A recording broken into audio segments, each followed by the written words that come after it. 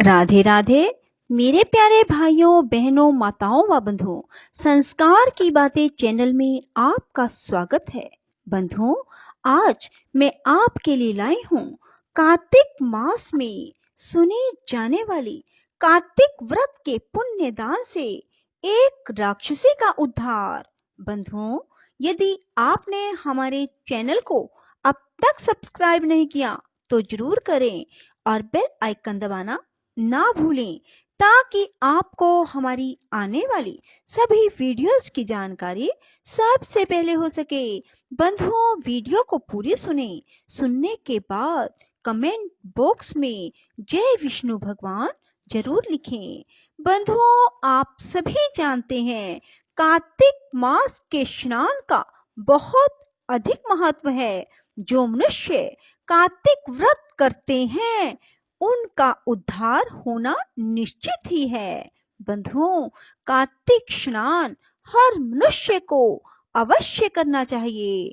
बंधुओं, आज मैं आपको कार्तिक मास में किए जाने वाले व्रतों से एक राक्षसी का जो उद्धार हुआ उसके बारे में कथा सुनाने जा रही हूँ।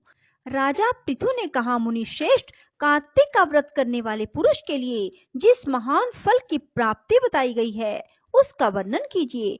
किसने इस व्रत का अनुष्ठान किया? नारद जी बोले, राजन, पूर्व काल की बात है। सह पर्वत पर करवीरपुर में धर्मदत्त नाम के एक धर्मज्ञ ब्राह्मण रहते थे, जो भगवान विष्णु का व्रत करने वाले, भली भांति श्री विष्णु पूजन में सर्वदा तत्पर रहने वाले थे। वे 12 अक्षर मंत्र का जप किया करते थे। अतिथियों का सत्कार उन्हें विशेष प्रिय था। एक दिन कार्तिक मास में श्री हरि के समीप जागरण करने के लिए वे भगवान के मंदिर की ओर चले। उस समय एक पहर रात बाकी थी। भगवान के पूजन की सामग्री साथ लिए जाते हुए ब्राह्मण ने मार्ग में देखा, एक राक्षसी आ रही थी। उसकी आवाज बड़ी डरावनी थी। टेढ़ी मेढ़ी दाढ़ें, लप लपाती हुई जीभ, धसे हुए लाल लाल नेत्र, नगन शरीर, लंबे लंबे ओठ और घर घर शब्द, यही उसका हुलिया था। उसे देखकर ब्राह्मण देवता भय से थर्रा उठे। सारा शरीर कांपने लगा। उन्होंने साहस करके पूजा की सामग्री तथा जल से ही उस राक्षसी के ऊपर रोष पूर्वक प्रहार किया। हरि नाम का स्मरण करके तुलसी तल मिश्रित जल से उसको मारा था, इसलिए उसका सारा पातक नष्ट हो गया। अब उसे अपने पूर्व जन्म के कर्मों के परिणाम स्वरूप प्राप्त हुई दुर्दशा का स्मरण हो आया। उसने ब्राह्मण को दंडवत प्रणाम किया और इस प्रकार कहा, ब्राह्मण, मैं पूर्व जन्म के कर्मों के कुपरिणामवश इस दशा को पहुंची हूँ। अब कैसे मुझे उत्तम गति प्राप्त होगी? राक्षसी को अपने आगे प्रणाम करते तथा पूर्व जन्म के किए हुए कर्मों का वर्णन करते देख ब्राह्मण को बड़ा विस्मय हुआ। वे उससे इस प्रकार बोले, किस कर्मों के फल से तुम इस दशा को पहुंची हो? कहाँ से आई हो? तुम्हारा नाम क्या है तथा तुम्हारा आचार व्यवहार कैसा है? ये सारी बातें मुझे बताओ। कलहा बोली, ब्राह्मण, मेरे पूर्व जन्म की बात है। सौराष्ट्र नगर में भिक्षु नाम के एक ब्राह्मण रहते थे। मैं उन्हीं की पत्नी थी। मेरा नाम कलहा था। मैं बड़े भयंकर स्वभाव की स्त्री थी। मैंने वचन से भी कभी अपने पति का भला ना किया, उन्हें कभी मीठा भोजन ना परोसा।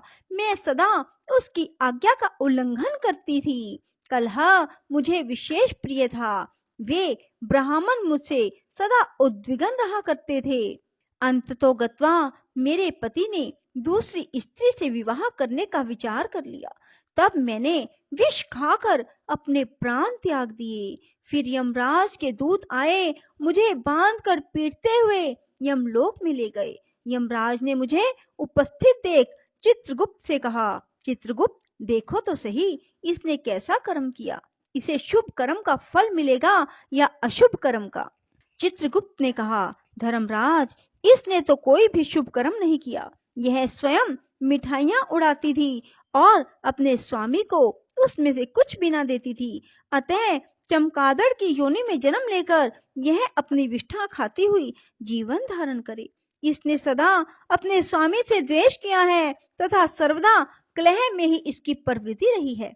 इसलिए यह शुक्री की योनि में जन्म ले, विष्ठा का भोजन करते हुए समय व्यतीत करे। जिस बर्तन में भोजन बनाया जाता है उसी में यह हमेशा खाया करती थी। अतः उस दोष के प्रभाव से यह अपनी ही संतान का भक्षण करने वाली बिल्ली हो तथा अपने स्वामी को निमित्त बनाकर इसने आत्मघात किया है।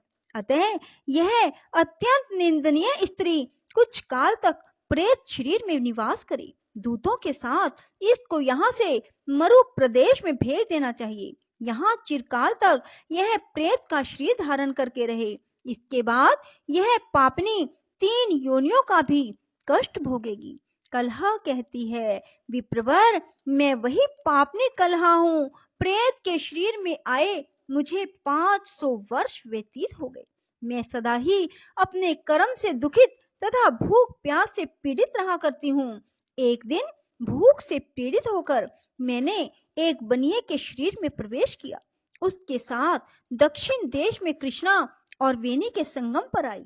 आने पर ज्यों ही संगम के किनारे खड़ी हुई त्यों ही उस बनिए के शरीर से भगवान शिव और विष्णु के पार्षद निकले और उन्होंने मुझे बलपूर्वक दूर भगा दिया। द्विजश्रेष्ठ, तब से मैं भूख का कष्ट सहन करती हुई इधर उधर घूम रही थी। इतने में ही आपके ऊपर मेरी दृष्टि पड़ी। आपके हाथ से तुलसी मिश्रित जल का संसर्ग पाकर अब मेरे पाप नष्ट हो गए। विप्रवर, मुझ पर कृपा कीजिए और बताइए, मैं इस प्रेत शरीर से भविष्य में प्राप्त होने वाली भयंकर 3 योनियों से किस प्रकार मुक्त होंगी। नारद जी बोले, कलहा के वचन सुनकर द्विजश्रेष्ठ धर्मदत्त को उसके कर्मों के परिणाम का विचार करके बड़ा विस्मय हुआ और दुख हुआ। उसकी गलानी देखकर उनका हृदय करुणा से द्रवित हो उठा।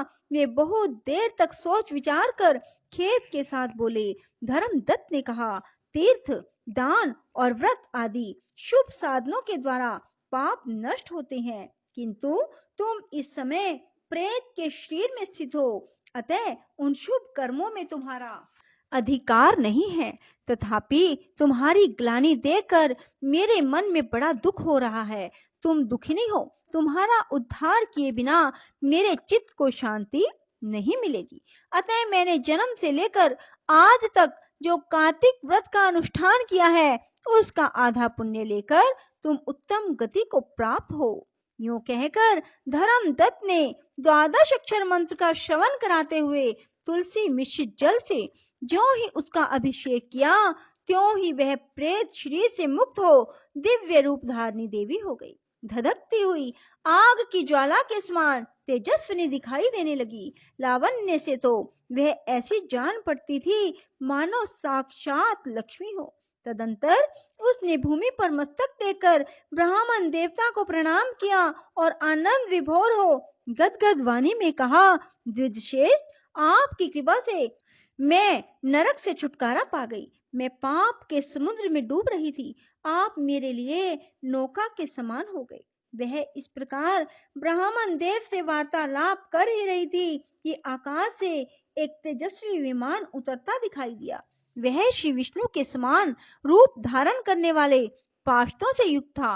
पास आने पर विमान के द्वार पर खड़े हुए पुण्यशील और सुशील नामक पार्षदों ने उन देवी को विमान पर चढ़ा लिया। उस समय उस विमान को देखकर धर्मदत्त को बड़ा विस्मय हुआ। उन्होंने श्री विष्णु रूपधारी पार्षदों का दर्शन करके उन्हें साष्टांग प्रणाम किया। ब्राह्मण को प्रणाम करते देख पुण्यशील और सुशील ने उन्हें उठाया और उनकी प्रशंसा करते हुए यह धर्मयुक्त वचन कहा। दोनों पार्षद बोले, द्विजश्रेष्ठ, तुम्हें धन्यवाद है क्योंकि तुम सदा भगवान विष्णु की आराधना में संलग्न रहते हो। दीनों पर दया करने का तुम्हारा स्वभाव है। तुम धर्मात्मा और श्री विष्णु व्रत का अनुष्ठान करने वाले हो। तुमने बचपन से लेकर अब तक जो कल्याणमय कार्तिक का व्रत किया उसके आधे का दान करके दूना पुण्य प्राप्त कर लिया। तुम बड़े दयालु हो। तुम्हारे द्वारा दान किए हुए कार्तिक व्रत के अंगभूत तुलसी पूजन आदि शुभ कर्मों के फल से यह स्त्री आज भगवान विष्णु के समीप जा रही है। तुम भी इस शरीर का अंत होने पर अपनी दोनों पत्नियों के साथ भगवान विष्णु के बैकुंठ धाम में जाओगे और उन्हीं के समान रूप धारण करके सदा उनके समीप निवास करोगे। धर्मदत्त, जिन लोगों ने तुम्हारी ही भांति श्री विष्णु की भक्ति पूर्वक आराधना की है वे धन्य और कृतकृत्य हैं तथा संसार में उन्हीं का जन्म लेना सार्थक है जिन्होंने पूर्व काल में राजा उतानपाद के पुत्र ध्रुव को ध्रुव पद पर स्थापित किया था।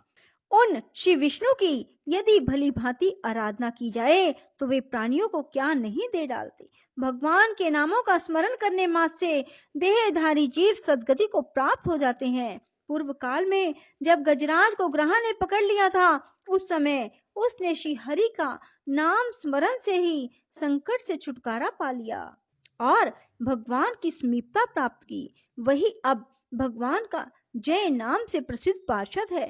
तुमने भी श्री हरि की आराधना की है, अतः वे तुम्हें अपने समीप अवश्य स्थान देंगे। बोलो श्री विष्णु भगवान की जय हो। राधे राधे। जय श्री कृष्णा। बंधुओं, यदि आपको हमारी वीडियो पसंद आए तो इसे लाइक करें और शेयर भी जरूर करें। धन्यवाद।